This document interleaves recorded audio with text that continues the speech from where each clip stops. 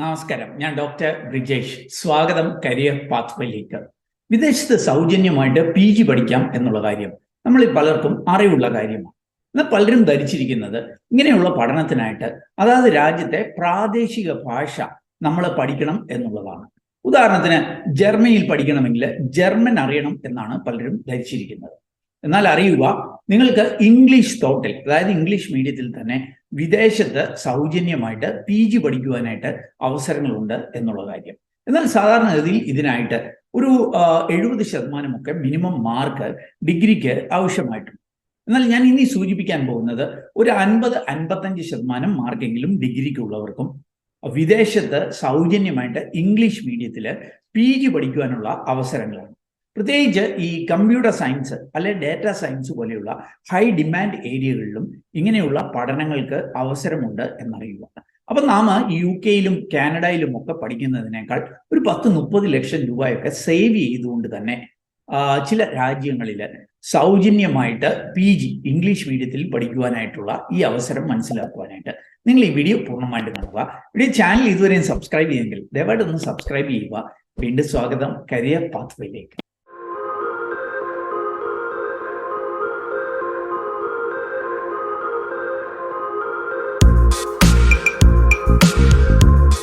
ഈ സൗജന്യ PG പഠനം സാധ്യമാകുന്ന രാജ്യങ്ങളിൽ ഏറ്റവും പ്രധാനപ്പെട്ട ഒരു ഡെസ്റ്റിനേഷനാണ് ജർമ്മനി എന്നുള്ളത്.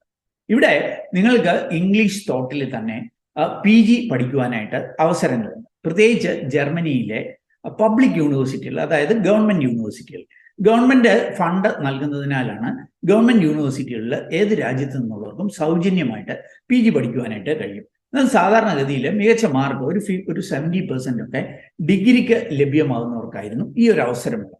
എന്നാൽ ഇപ്പോൾ ഒരു 50-55% ഒക്കെ മാർക്കുള്ളവർക്കും ഞാൻ മുമ്പ് സൂചിപ്പിച്ച ഈ ഡാറ്റാ സയൻസ് അല്ലെങ്കിൽ കമ്പ്യൂട്ടർ സയൻസ് ഉൾപ്പെടെ ഹൈ ഡിമാൻഡുള്ള ഏരിയകളിൽ പോലും PG പഠിക്കുവാനായിട്ട് കഴിയും. അപ്പോൾ അതിൻ്റെ ഡീറ്റെയിൽസ് നമുക്കൊന്ന് പരിശോധിക്കാം.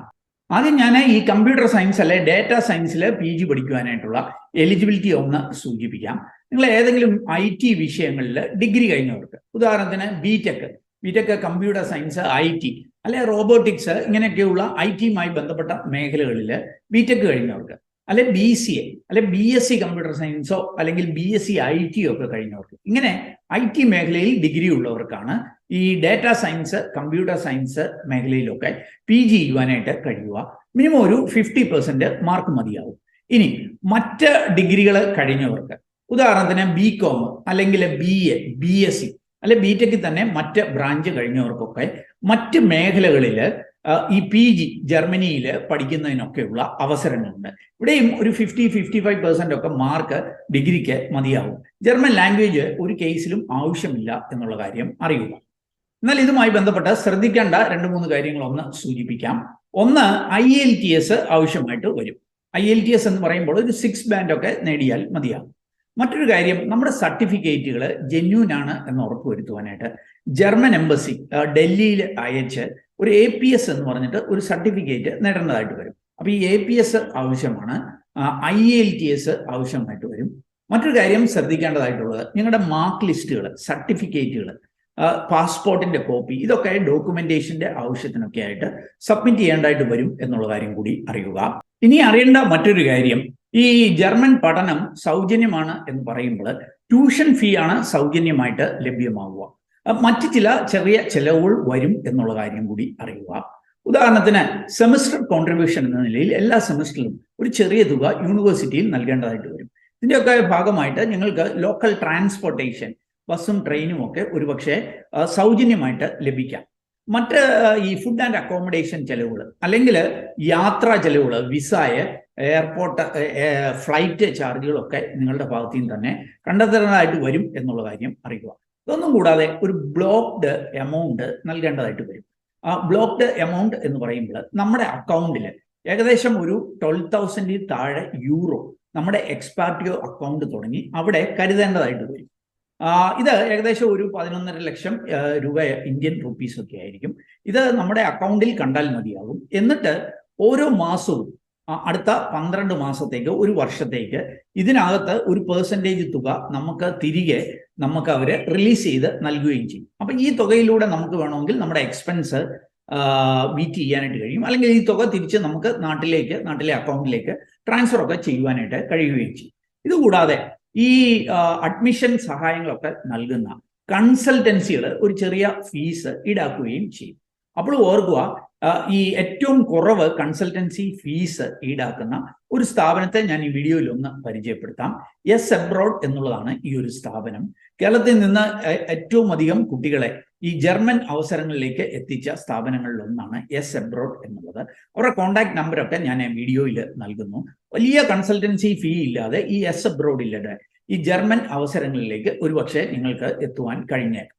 അപ്പോൾ ഓർക്കുക, ഈ UK-യിലും കാനഡയിലും ഒക്കെ പഠിക്കുന്നതിനേക്കാൾ ഒരു 10-30 ലക്ഷം രൂപ കുറഞ്ഞ ഫീസിൽ, അതായത് 10-30 ലക്ഷം രൂപ സേവ് ചെയ്തുകൊണ്ട് തന്നെ ഈ ജർമ്മൻ അവസരങ്ങളിലേക്ക് നിങ്ങൾക്ക് എത്താൻ കഴിയും എന്നുള്ള കാര്യം ഓർക്കുക. ഈ ജർമ്മൻ പഠനം കൊണ്ട് ഒട്ടനവധി അഡ്വാൻറ്റേജസ് ഉണ്ട് എന്നുള്ള കാര്യം. ഇതിൽ ഏറ്റവും പ്രധാനപ്പെട്ട ഒന്നാണ്, ജർമ്മനി എന്നുള്ളത് ഒരു വലിയ സാമ്പത്തിക ശക്തിയാണ്. യൂറോപ്പിലെ തന്നെ ഏറ്റവും വലിയ സാമ്പത്തിക ശക്തി, ഒരു മാനുഫാക്ചറിങ് ഹബ്ബാണ്. അതുകൊണ്ട് തന്നെ ജർമ്മനിയിൽ ഒട്ടനവധി തൊഴിൽ അവസരങ്ങളുണ്ട് എന്നുള്ളതാണ്. ഇനി ഈ നിങ്ങളുടെ പഠനം ഷെങ്കൻ വിസയിലായതുകൊണ്ട് തന്നെ യൂറോപ്പിലെ ഏതാണ്ട് 28ഓളം വിവിധ രാജ്യങ്ങളിൽ യഥേഷ്ടം മൂവ് അറൗണ്ട് ചെയ്യുന്നതിനും അവിടുത്തെ തൊഴിൽ അവസരങ്ങളൊക്കെ തേടുന്നതിനും നിങ്ങൾക്ക് അവസരങ്ങളുണ്ട് എന്ന് അറിയുക. പഠന സമയത്തൊക്കെ പാർട്ട് ടൈം ജോലി പോലെയുള്ള സൗകര്യങ്ങളുണ്ട്. ഇനി പഠനം ഒരു സെമിസ്റ്റർ പൂർത്തീകരിച്ചതിന് ശേഷം നിങ്ങൾക്ക് വേണമെങ്കിൽ ഒരു ബ്രേക്ക് എടുക്കാം. ബ്രേക്ക് എടുത്തിട്ട് ആ സമയത്ത് നിങ്ങൾക്ക് ഫുൾ ടൈം ജോലി കണ്ട് ഒരു കൊല്ലത്തേന് ചെയ്യുവാനൊക്കെ കഴിയും. പിന്നീട് പഠനം പൂർത്തീകരിക്കാനും കഴിയും.